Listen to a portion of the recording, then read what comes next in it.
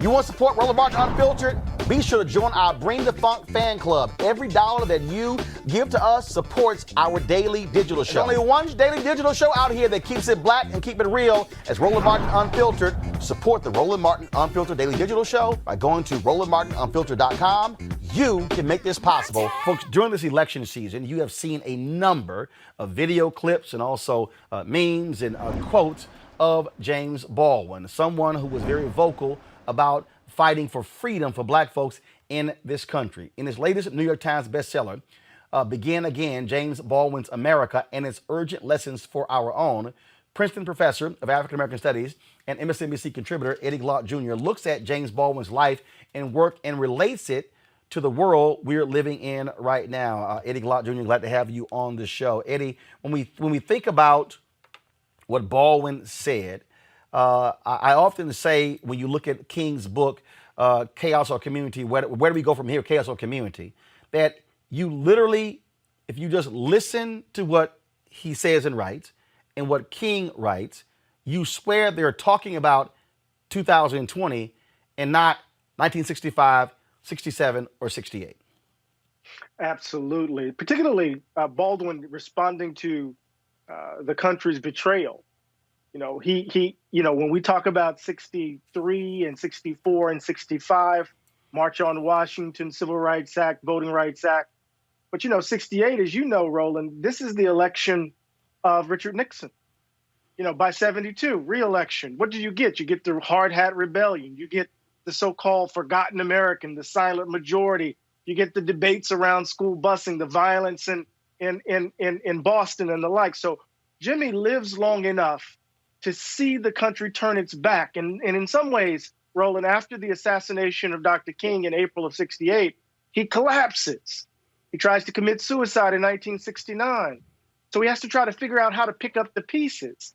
And this is why, 1972 in his important book, No Name in the Street, is so important to me, because it's a book that's really centered around trauma, wound, and trying to answer the question, now, how do we pick up the pieces and roll this damn boulder up the hill again?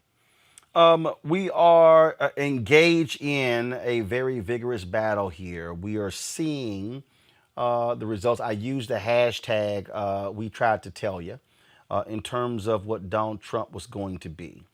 I have seen a lot of the social media posts where folks have been blasting you, saying, look, you argued in 2016, you were on my TV One show, News One Now, for folks to leave the top of the ballot empty because with Hilary Clinton and Donald Trump. And I've seen you respond to folks. So talk about that. Talk about what you wrote in your book in 2016 and what you're writing in your book now. And do you still believe that was a smart analysis in 2016, or was there a mistake because of what we now see? Right. So what I wrote in 2016 in Democracy in Black was, look, the Democratic Party every 2-4 years, they come to us. They don't really present a detailed platform, at least in my view, and they kind of take us for granted, and they try to herd us to the polls like cattle chewing cud. And I was saying I thought we had an opportunity. I thought we had a window coming out of the Obama administration and the Republican Party nominating someone who was obviously not qualified. I thought we had a window to push the party left. So I said, look, if the Democratic Party doesn't come correctly, we should blank out, leave the presidential ballot blank and vote down ballot. Once they nominated Donald Trump and I began to see what they were doing, I co-authored a piece with the political theorist or political scientist Fred Harris out of Columbia in Time magazine saying, look, if you're in a battleground state, vote for Hillary Clinton. But if you're not, you can vote your conscience. And this is what this might look like come the convention time. Now, look, I did a couple of things wrong there. I overestimated white folks. That's the first thing. I never thought white folks would elect someone who was so clearly incompetent. Really? In this moment. That was a gross error. I overestimate them. because Eddie, here's the deal, though. I mean, look, you take history. In all of American history, white success has always been followed by white backlash. I mean, we can go Reconstruction. We can go 92 years of Jim Crow. We can go. I mean, at each step, black success economically, lynching. We can talk about, again, what takes place. We can go 13 years of civil rights, black freedom movement. Then we go through desegregation, white backlash, black mayors in 1970s. All of a sudden, success, boom, Reagan 1980, white backlash. Again, Obama gets elected, 8 years, black president, boom, white backlash. I mean, that's been the history of black folks in America. Right. So I mean, I understood that, right? I understood that very clearly. What I was thinking, though, is that here's the Republican Party nominating someone. So I think the backlash was already, well, I don't like to use the language backlash. White supremacy was already rearing its head aggressively before they nominated Donald Trump. We got the vitriol of the Tea Party. We got voter ID laws and voter suppression running rampant throughout the country. We know this, right? But when they nominated someone, a reality television show, a TV actor, when they nominated someone so grossly unqualified, someone who was clearly unprepared, and in some ways, Roland, not in some ways, was too stupid to be the president of the United States, I thought we had an opening. So in Begin Again, what I do is I write I basically said I made a mistake. I made an egregious error. I should have known better. I should have known better on a number of different levels. But the main thing is Baldwin confronted something similar that I was confronting when Clinton was running in 2016. Baldwin, remember, most people think of Jimmy Carter as this extraordinary president for black folk. But in the 1979 campaign and 1980 election, black folk were lukewarm about Carter. He had basically turned his back on us. Some black leaders actually said he had become he had betrayed black people with his policies of austerity that impacted black communities, particularly in cities. And so what you saw was a depressed voter turnout. And in some ways, the fact that black folk didn't turn out led to Ronald Reagan being elected. But Baldwin writes a piece where he says, sometimes you don't have anybody to vote for. Sometimes you're only voting to buy yourself some time. And in Begin Again, I said I should have known, given that I'm a lifelong reader of Baldwin, I should have known that lesson. And I made a mistake, and I admit it. One of my panel, I want y'all to get ready to ask questions of Eddie Glaude. Eddie, and folks, again, put the book up again. We're talking about Eddie Glaude's a new book, New York Times bestseller, book that brings James Baldwin in real life. Begin Again, James Baldwin's America and its urgent lessons for our own. One of the things that jumps out at me, and this is when I listen to people talk about this country, and people say, look, it is what it is, it's never going to change. Right. I remember reading interviewing Harry Belafonte, and one of the things he said to me was, he said, this is the reason I have stayed. He said, because essentially I am going to fight to make America be the country it says it's supposed to be. Baldwin confronted that very question. And black folks have always been the ones to save the nation from itself. Black folks have been the ones to actually show America what democracy looks like, show America what compassion looks like, show America what forgiveness looks like.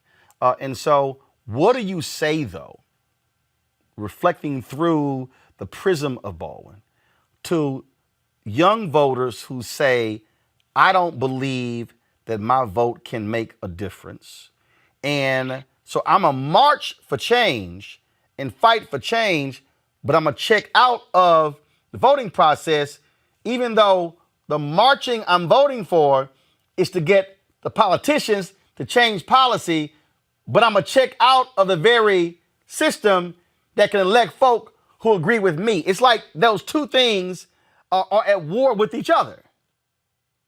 Right. I think this is the important point. I think oftentimes when we hear that sort of argument, there is a judgment, and it's a substantive and reasoned judgment, I think, at times, that the political system is bankrupt, that it's not really delivering anything for black and poor people, that we have politicians who we elect, who then turn around and become captured by the political process, that we are captured electorate. I can go on and on and on.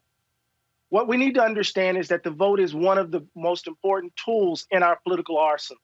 It is not the only tool, though. So every 2-4 years, there are elections at the national level, Every year, more than likely, there's an election. Every other year, there's an election at the local and state level.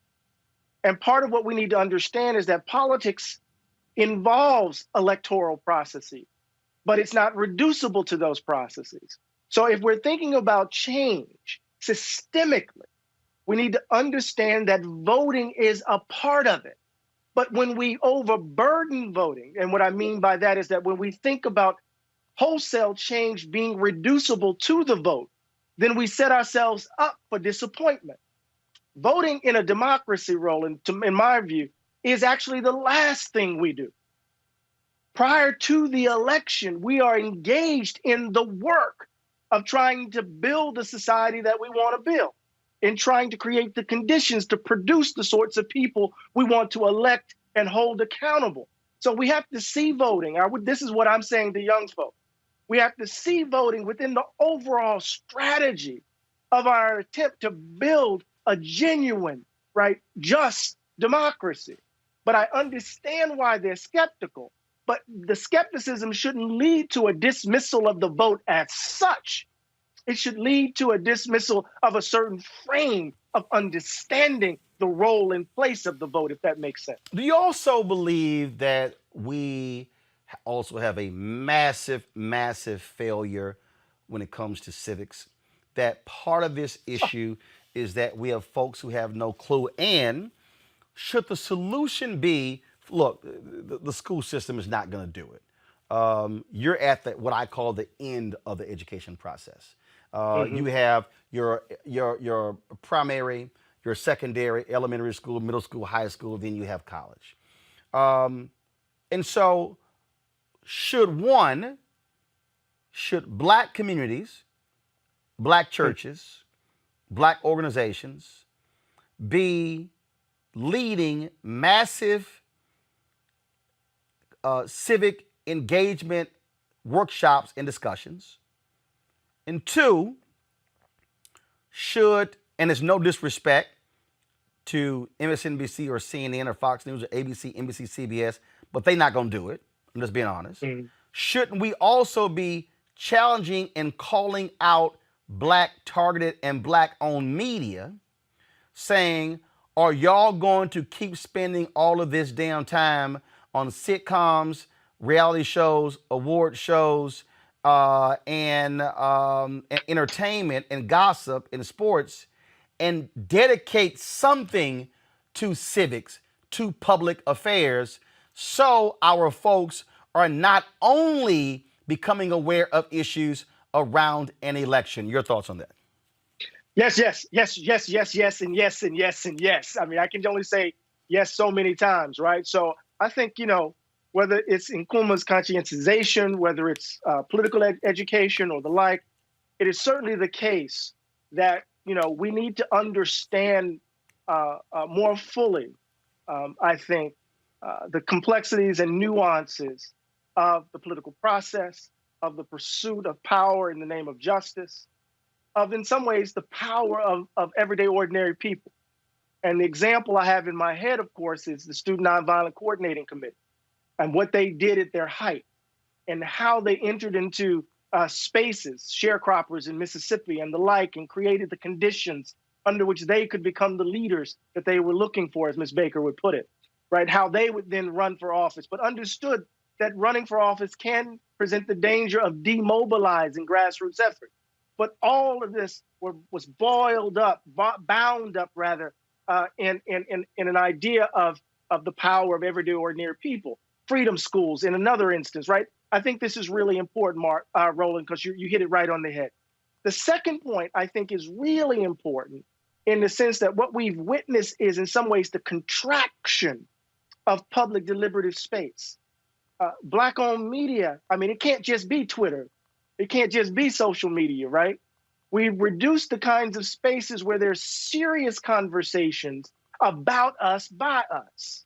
And I think it's really important for us to continue to bring pressure to bear to create spaces for your show and others that are dedicated, not just simply to entertainment and the entertainment industry or sport, but really thinking seriously about the conditions, material and otherwise, of Black communities in a moment where we face extraordinary danger that's not just reducible to Donald Trump. So I think you're absolutely right on both accounts, Roland. I want to go to my panel for questions. I'll first start with Teresa Lundy. One, I can't wait to get your book. I've been excited about this conversation. So as a millennial, I'm always curious about what we can do to further the dialogue and civic engagement, and also imploring that our fellow friends and neighbors are also aware of how important our voice is, but more so important of our history. Yeah. Well, thank you, Sister Teresa, for that. Look, millennials combined with Gen Zers and Gen Xers and Gen Yers, you guys actually outnumber baby boomers in terms of the impact on the body politic. I think it's well past time for this cohort to begin to influence and impact the direction of the country. I think there's a general consensus among your generation and younger that the country is broken. And you're reaching for languages, vocabularies, ways of thinking that offer a different direction for how we might imagine being together as a country. Jimmy insisted that we work for a new Jerusalem. And I think it is well past time for millennials to assert their power in the public domain. And that's going to have to happen, not just simply in terms of election cycle, but it's happening in the streets, it's happening in the suites, it's happening in terms of your consumer power across the board. And so you got to start exercising and exerting your influence and power at this moment, right now, in this moment, right here. Next question, Cleo Monago. Greetings, brothers. Good to meet you. Greetings, brother. I have an analysis that I would like to get your perspective on, but I want to also just preface it with the fact that the myth of white supremacy on a systemic basis is perpetually moving the pole and working towards staying in power, and doesn't have just one strategy. They have many, many strategies. And it's my perspective that we have not been equally strategic as a people so we could actually win going in the future. However, obviously you are going into the past when you write about Jimmy, because Jimmy is a person who lived in the past, and I guess you bring in him into contemporary life to bring the relevance of that. Earlier, I'm not sure if you were around when I was talking with Dr. Malveaux, and she talked about what women have gone through, and I want to get your analysis on this. It's my perspective that today's young men live in a different world. They don't live in a world that is as blatantly patriarchal and disrespectful of women in terms of the dismissal of them as the civil rights movement was. They live in another reality where there's all kinds of different gender this and gender that, and women doing things. And the reality is not the same, and they're ahistorical. Is it your perspective from your experience with these young people that they are ahistorical? It's my perspective that they're ahistorical, so they don't relate to the framework that Dr. Malveaux is talking about in terms of, talking about black men now, in terms of how sexist black men were. They're looking at their current reality, which feels and looks different, and do not have a perspective of a harsh patriarchal past. What is your perspective of that? And the strategy issue. Yeah, I would not describe these young folk as ahistorical. I think many of them are definitely trying to connect their particular movement with a tradition that constitutes the wind beneath their wings. I think that many of the young leaders of Black Lives Matter, for example, and remember, Black Lives Matter is a complex phenomenon. It's not just one thing. It's like Black Power. There were a number of different organizations that fell under the rubric of Black Power. Black Lives Matter is similar. There are a number of different organizations that fall under that label or that slogan, but it's a sentiment that cuts across all of the different political formations. But I think a lot of these young folk, especially young leaders, those who are part of this movement, understand that there has been a kind of patriarchal bias that have defined the model of Black leadership, that there's been a kind of hypermasculinity that has undermined the pursuit of justice, that these gender norms kind of constrain and lock us in. So even as they're inheriting the grandness of the tradition, they're bringing critique to bear, right? So when you read, this is not your grandma, this is not your mother's movement, sometimes that reveals a kind of ignorance, but other times it also reveals a kind of criticism, a way of distancing from a certain model of leadership that I think is really important. So, in Begin Again, I start chapter 1 with Jimmy in a meeting with Baldwin in a meeting with SNCC students at Howard. And they were chopping it up until the sun came up. And Baldwin said to them at the end, he said, "What I ask you that you promise your elder brother that you don't believe what the world says about you. And I promise you that I will never betray you." And when Kwame Ture, Stokely Carmichael, wrote his autobiography with Michael Thelwell, he said Baldwin never betrayed them. My relationship to the young organizers and activists is that we need to support, we need to offer our encouragement, we need to be in solidarity with them, and create the conditions under which, or help create the conditions under which, together with them, we can bring about a more just world. So they're challenging in the streets. Some of them are challenging politically as they organize, but I don't think they're ahistorical, if I understand your question, Doc. I don't think they're ahistorical, at least not all of them. Julian Mavo. Hey, Eddie, how you doing? It's good to see you. Hey, Julie, good to see you. I'm a big Baldwin fan. Love him, love him, love him. So I'm looking forward to seeing your book. And when you talk about him chopping it up all night, I don't have time to share the story about how I met him in a bar in New York. And we ended up getting put out the bar and sat on a park bench and continued the conversation. Because the brother really could talk. One of my favorite Baldwin things is the collection of essays, The Price of the Ticket. And the title essay, The Price of the Ticket, really talks about what white people give up in order to be white. In other words, that they give up their nationality, they give up, in order to be white, they have to shrug off their Irishness or their Italianness or all of those things. And I think that he had a profound understanding of whiteness in a way that many African-American people and scholars do not. And in that understanding of whiteness, I think that perhaps where some of his despair actually came from. Now, he wasn't consistently despair, but you get some despairing moments in some of his essays. So my question to you, in terms of that particular essay and others, which would your top 3 Baldwin essays be that you would suggest every young person and not so young person read? Wow, that's a hard one. But let me just say this, Julian, you're absolutely right, Dr. Malvo, right? So at the heart of Baldwin's corpus is what I call this revolutionary inversion. And that is, he's going to insist that the problem ain't us. The problem ain't Black people, right? To put it in my Mississippi way, right? And that is to say, he says, I never thought of myself as the N-word. You called me the N-word. And the question you need to figure out is, why did you need the N-word in the first place? Come on.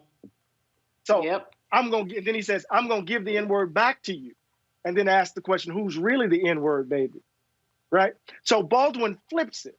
That's really key. So the problem ain't us. It's this conception of whiteness that's rooted in this belief that because one is white, one ought to be valued more than others. And until we uproot that, we're going to find ourselves on this racial hamster wheel over and over and over again. So the 2 or 3 essays that I would suggest, of course, Fire Next Time is really important. White Man's Guilt, 1965 Ebony piece, is critical for his understanding of history. But let's just put Fire Next Time aside. So I would go White Man's Guilt. As Much Truth as One Could Bear is a wonderful essay written in 62. And then I would say read To Crush a Serpent, which was the last essay published in Playboy magazine, where Baldwin goes at the evangelical right, the moral majority, and offers a vision of salvation and love that is so profound that it's an extraordinary sermon that I think suggests what he was thinking about as the cancer was ravaging his body. So I would say, again, As Much Truth as One Could Bear, White Man's Guilt, and To Crush a Serpent. But ask me tomorrow, I might give you 3 different ones. I can't read your book. Eddie, last question for you. Sure. And that is, I want to get your perspective on, everybody's been weighing in on my interview with Ice Cube, talking about his contract with Black America, having a conversation with the Trump folks as well. Want to get your thoughts on that. And there are those who say, We should not be criticizing him. There are others who will say he was wrong as well. I'm of the opinion, first of all, no one is beyond criticism.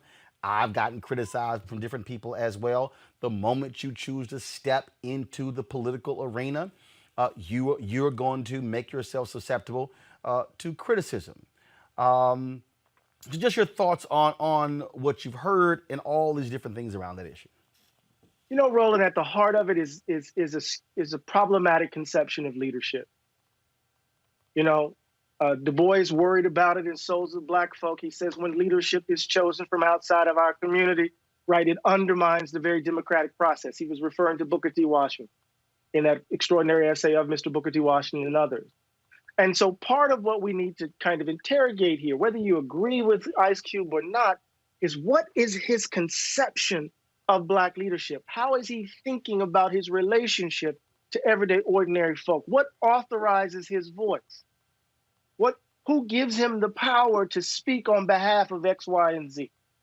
And so I think it's really important as we kind of step into this next phase of Black politics, of Black life in this country, that we really give voice to, and Roland, this echoes something we talked about earlier in this segment, we really give voice to a more robust conception of Black deliberative space, where we are actually engaged in vibrant debate about what is best for, you know, Black communities across the country, understanding that folks are going to come at it from different directions. So what bothers me is the hubris evident in the action, right? As if Black folk are just some homogeneous blob that anybody can just step forward and represent.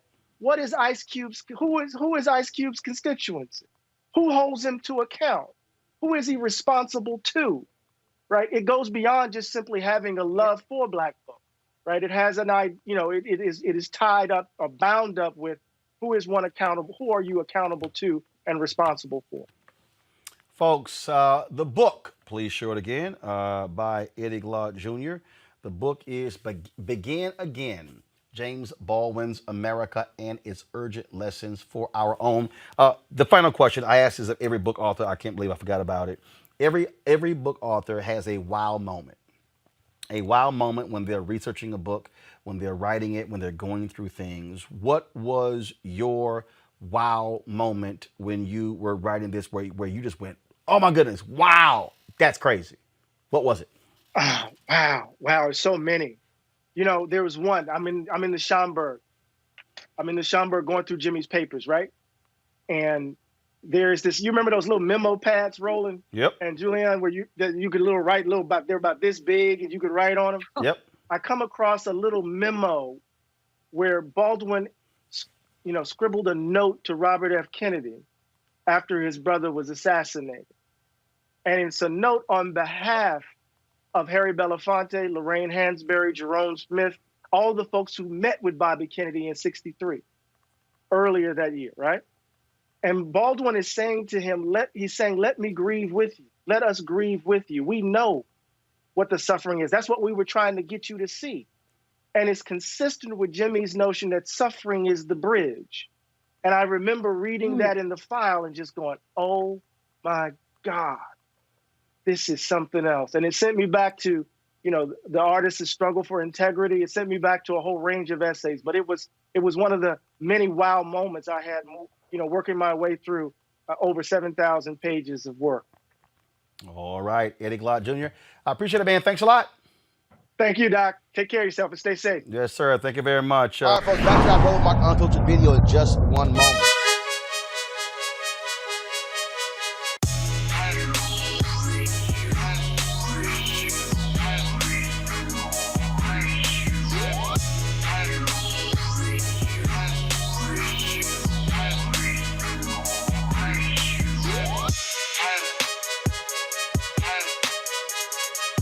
All right, the folks at Ceek.com, black-owned company founded by Mary Spio. They, of course, a virtual reality company. You can check out their content at Ceek.com, Ceek.com. You can do so, of course, with these VR headsets. You can look at it, of course, on your regular device or your pad or your computer. But if you want to experience being in the room, you can use this headset right here. All you simply do is just pop in your cell phone in here, pop it on, and then put this headset on, and you can literally experience their content in virtual reality. And so allows for you to do a 360-degree view of the room. But also, folks, they have the 360-degree 4D headphones right here. These are Bluetooth headphones. They have complete surround sound in terms of as you hear the particular music. Gamers love them as well when they're playing their games. And so it's just phenomenal bass in these headphones as well. You can get one or both devices at Ceek.com using this promo code RMVIP 2020, RMVIP 2020. So we certainly thank the folks at Ceek.com for being a partner with us here at Roland Martin Unfiltered. All right.